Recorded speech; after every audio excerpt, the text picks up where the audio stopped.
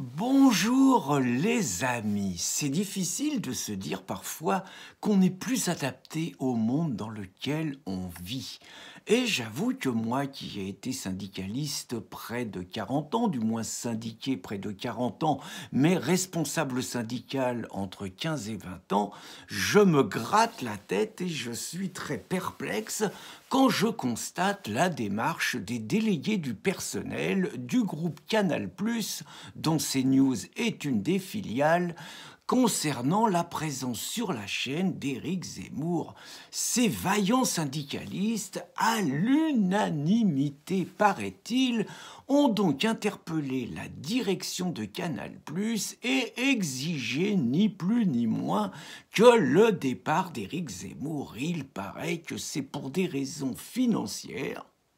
Il a fait tripler les audiences la première semaine, que c'est pour des raisons de sécurité. Il paraîtrait que le personnel de Canal+ serait menacé physiquement par la présence d'Éric Zemmour, bigre, je ne le savais pas si méchant, et que c'était pour des questions d'éthique. Alors là, éthique et toc, j'avoue que je ne vois pas trop.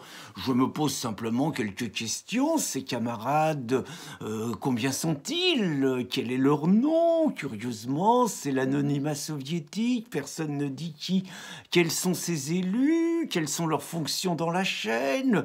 Ont-ils organisé des assemblées générales souveraines, normalement?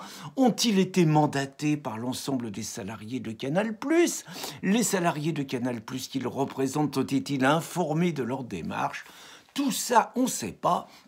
Mais moi, je me sens en décalage parce que de mon temps, je dis bien de mon temps, les organisations syndicales se mobilisaient pour éviter le licenciement des gens, pour défendre leurs conditions de travail morales et matérielles. Ils se réunissaient pour aider les travailleurs. Et je vois que, moi, ça fait 30 ans que je fais plus de syndicalisme, mais je constate donc qu'aujourd'hui, les délégués syndicaux demandent le licenciement d'un salarié, même si c'est un salarié qui vit bien, mais il demande son licenciement. Alors c'est une vraie question quand même. Moi j'avoue, j'ai sans doute évité le licenciement de beaucoup de salariés, j'en suis fier. Et j'ai même défendu des salariés, on va dire, dans des situations...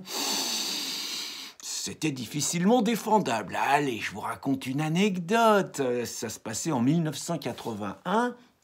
La gauche venait d'arriver au pouvoir et ce qui s'appelait à l'époque le CNPF avait organisé des assises à Villepinte, des assises du patronat pour évidemment dénoncer la politique de la gauche et tout, et ils avaient fait une édition spéciale qui devait partir à 13h pour boucler ces assises de Villepinte. Et je voyais bien un gars de chez nous qui avait une drôle d'attitude, et il vient me voir, il me dit « Pierrot, j'ai fait une grosse connerie. » Je dis « Je t'écoute. » Il me dit « Oh là là, je croyais pas que ça allait passer.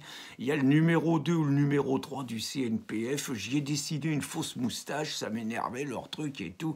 J'y ai dessiné une fausse moustache et puis c'est passé comme ça. Oh putain. » C'est clair que c'est une faute professionnelle, c'est clair que c'est indéfendable. Bon, je lui ai dit, écoute, je veux plus t'entendre, tu fermes ta gueule. Bien évidemment, on se voit tout à l'heure et je peux vous dire que le mec, il s'est pris une giclée maison. Mais en attendant... Bien évidemment, ça a remué ciel et terre. Le mec, on l'a défendu. J'ai sauvé des mecs avec mes copains, mais de situations, les mecs auraient été licenciés et tout. Pour moi, le syndicalisme, c'était ça. Mais ça va plus loin, c'est-à-dire qu'à partir du moment où des syndicats se permettent de dire à la direction qui ils doivent embaucher et qui ils ne doivent plus embaucher, on n'est plus dans une logique de partenaires sociaux, on est dans une logique quelque part totalitaire. Moi, ça me rappelle un petit peu la révolution des œillets au Portugal. Vous aviez les staliniens qui travaillaient dans les journaux, donc je vous rappelle, c'était Cunhal, le dirigeant portugais.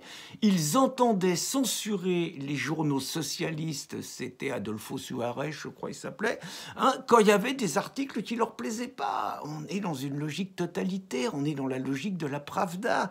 Et même, je me rappelle, on était en presse, il y avait un correcteur qui militait au Front National. Il fallait être courageux, la CGT, pour militer au Front National. Et les correcteurs nous avaient demandé de faire une démarche pour refuser de travailler avec lui. Ben non. On pouvait ne pas être d'accord avec ses idées. À l'époque, on y était encore moins qu'aujourd'hui, disons, on va le dire comme ça. Hein. Mais en attendant, le mec, il y a la charte d'Amiens dans le syndicalisme, 1906, CGT, indépendance des partis et des syndicats. Le mec, il a le droit d'être dans le parti qu'il veut. Même si aujourd'hui, on fait la chasse aux gens du Front National, nous, on avait défendu ce gars en disant que s'il faisait des fautes professionnelles, s'il tenait des propos racistes sur le lieu de travail, c'était autre chose, mais c'était pas le cas, donc on avait défendu ça. Et puis c'était pareil, à un moment on imprimait le journal Minute, je me rappelle très bien. On imprimait le journal Minute, c'est pareil, il y avait des staliniens qui essayaient de nous embarquer dans le truc que Minute c'était malsain, qu'il fallait empêcher la haine de s'imprimer sur nos rotatives. D'abord ça nous faisait de l'emploi, hein, on va pas cracher dessus, ça faisait de l'emploi, et d'autre part, à partir du moment où on se permet quelque part d'interférer à Canal+, où on se permet de dire à la direction, vous pouvez embaucher Duhamel, vous pouvez embaucher El Kabbach, vous pouvez embaucher Patrick Cohen, vous pouvez embaucher Apathy, vous pouvez embaucher Geoffroy, mais vous pouvez pas embaucher Zemmour. Je suis désolé, on n'est plus dans une démocratie, on est dans une dictature, et quelque part, on est dans une dictature néo-stalinienne, et le néo-syndicalisme des salariés de Canal+, se rapproche d'une dictature stalinienne. Eh bien, désolé, ce n'est plus mon époque, et à mon époque, le syndicalisme, c'était autre chose.